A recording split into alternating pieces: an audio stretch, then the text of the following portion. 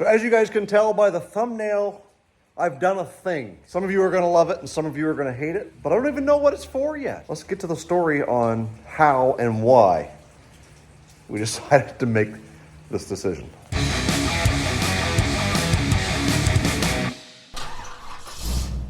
You all remember the failed attempt to take the engine and transmission out of this 2005 Toyota Echo and put it in the Yugo. And yes, it was a failed attempt because ultimately I couldn't go through with it due to my lack of fabrication skills. And there's a whole playlist right up here somewhere that you guys can go watch all the work that we did to the Yugo in preparation to put that engine and transmission from the Echo into it, which never made it there.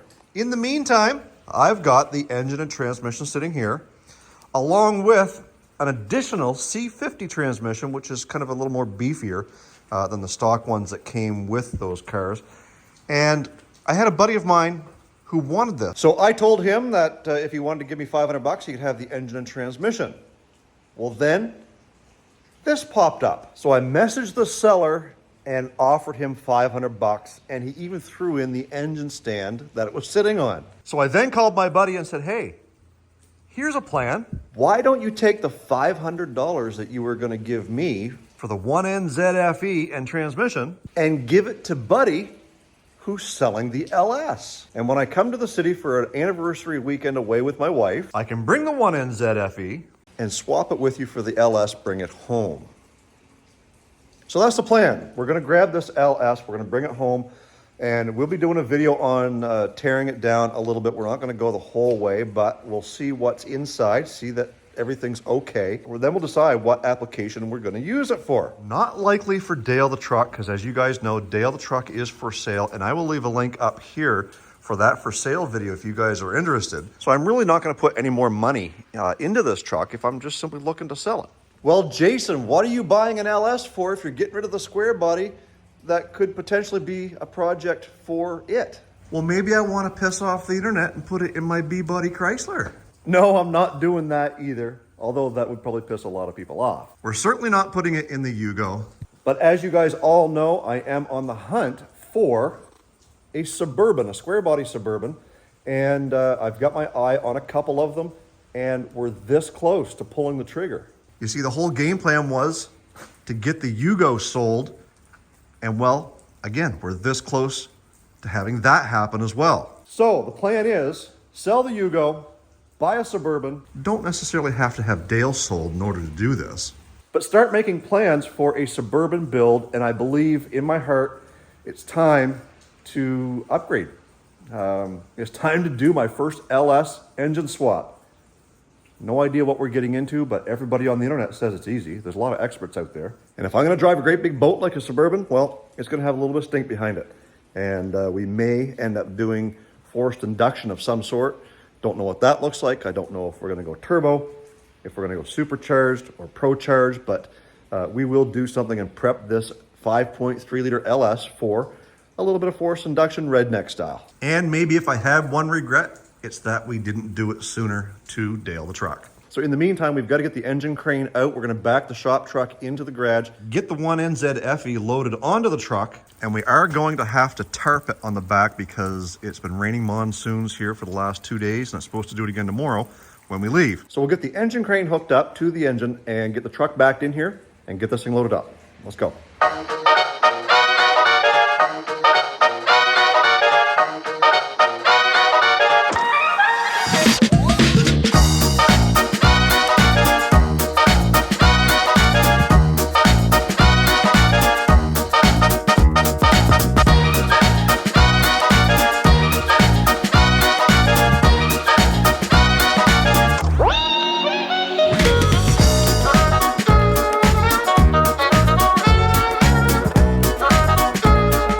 Today's video sponsor is by SUPERCLEAN. You all know who they are. They're infamous purple cleaning products. Let's take a look and see what they're doing for us today. The great folks over at SUPERCLEAN have sent us over a care package t-shirt, Richardson snapback, and some of their classic cleaner, the degreaser. It also comes in this new aerosol can, which is actually pretty cool. Saves you from giving the old trigger fingers a workout.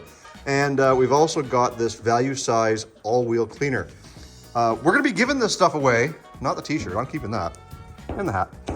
Anyways, we're going to be giving away the cleaning products to one of you guys who watches this channel, as well as those who follow me on Instagram, TikTok, and follow me on the Facebook, because we're trying to grow this brand, Olde Carr Guy, and SUPERCLEAN is on board to help me do that. So we're going to be giving away one of these products on each of the platforms. I might throw in the t-shirt and or the hat. I might keep one of those for myself.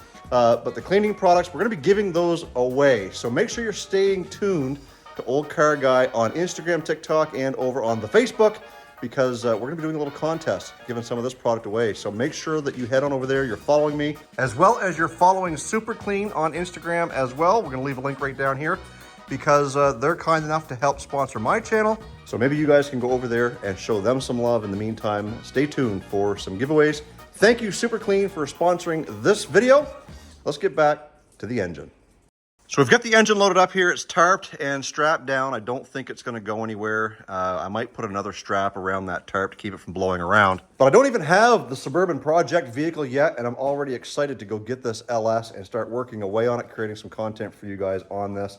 You've probably seen thousands of LS builds of some sort. But hey, if you don't like that, maybe we'll yank the Coyote out of this Ford F-150 and we'll make a project out of it as well. No. No, that's not going to happen. This is our shop truck. This is our work truck that we use for plowing and towing with. So I'm going to go get things packed up. We'll be back on the road tomorrow, and we'll see you then. So this is the 5.3 LS motor that we picked up. It's got the 862 heads. We're hoping for 799, so I'm sure we can figure something out. But either way, we're just getting ready to pump up the air on the tractor, tires, and we'll get that loaded in the truck. We'll get the 1NZFE off the back of the truck, and we'll be ready to rock and roll. There's Mr. Perfect. All right, guys, we got the LS motor home. It's now time to get it off the back of the truck. I don't know if I can do this by myself because that sucker is heavy. We do have the cherry picker, but I've got to get, it's on a pallet, and I've got to get it to the end of the truck here before we can use the cherry picker on it. So I'm gonna see if we can get that thing slid back and get it hooked up.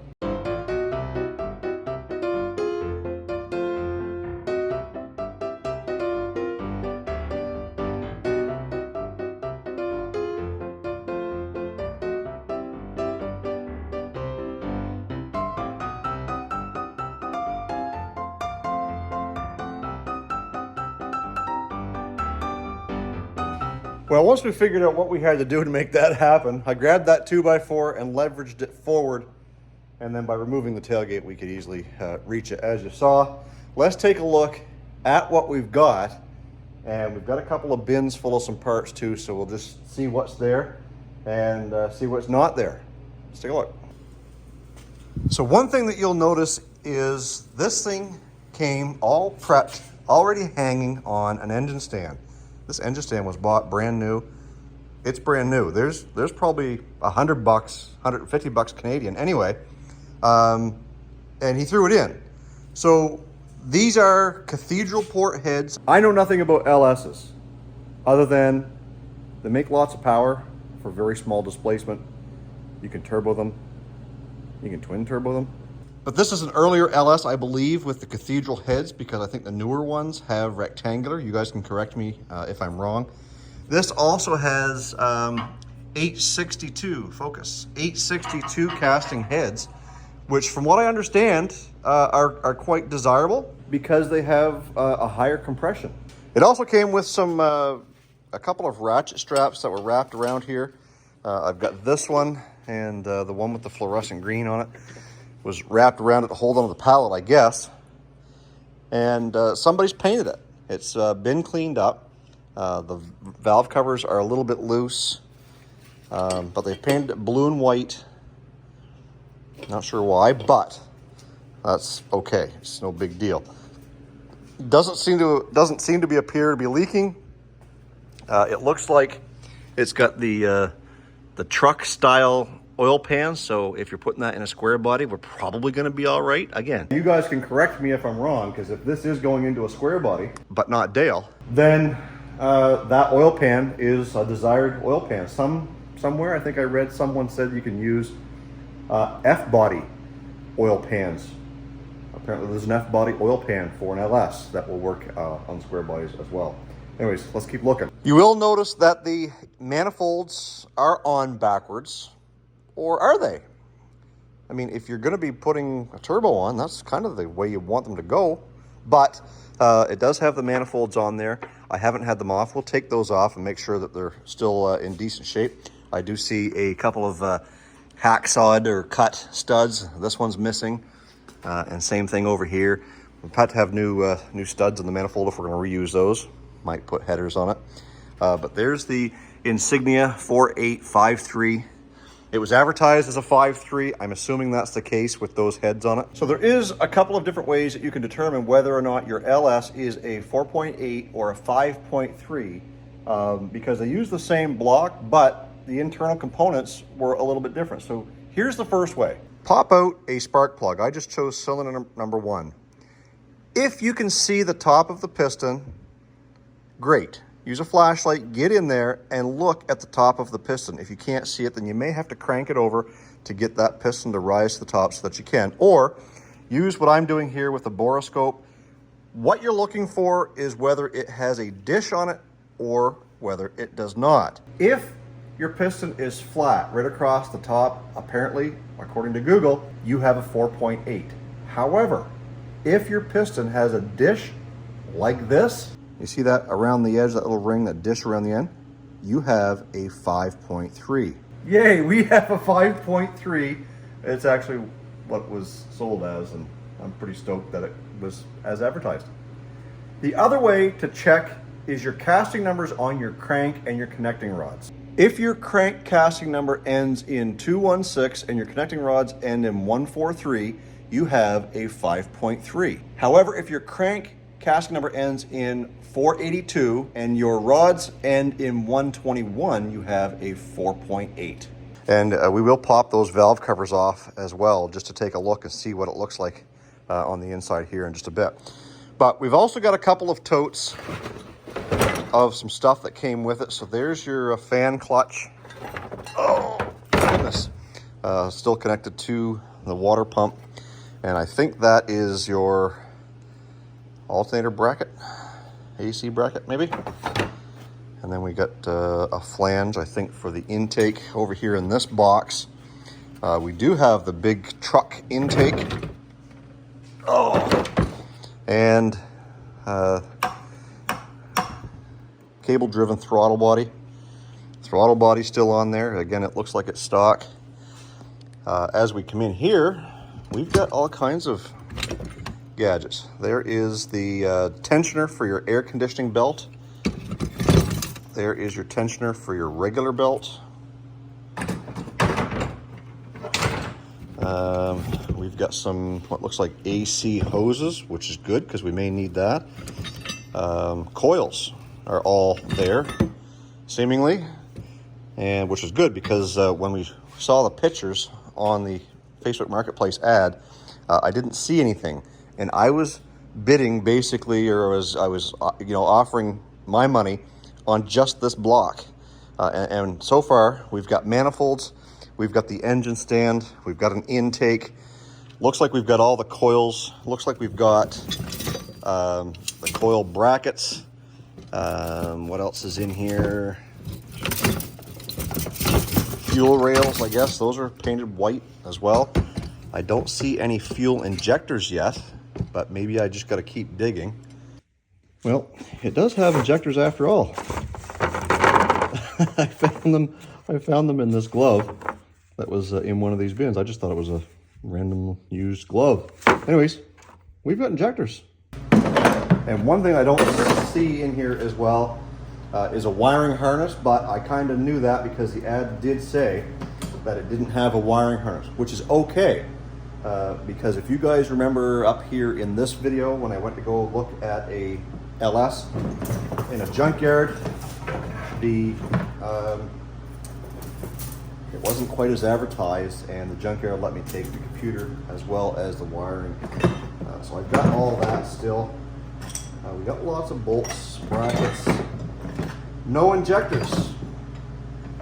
Again, not the end of the world, because should I plan on turboing this thing, which I probably will, I don't know anything about it, but I'm gonna have to get some help with that, then we're gonna have to look at bigger injectors, whether it be turbo or ProCharge or whatever we end up doing.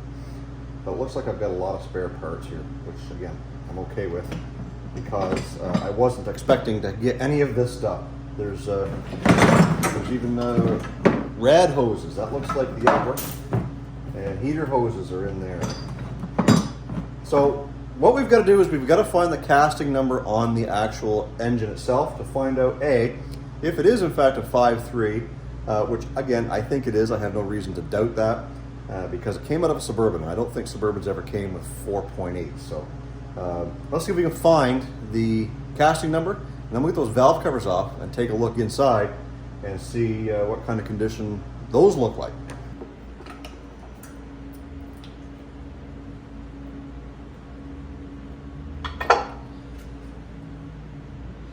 Yeah, that looks good in there. I don't see a whole lot of sludge. Everything looks clean.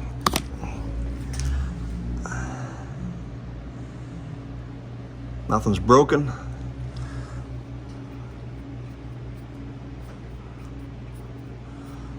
Yeah, that looks good. And I also had, I also took these couple of bolts off here and got this center part taken off.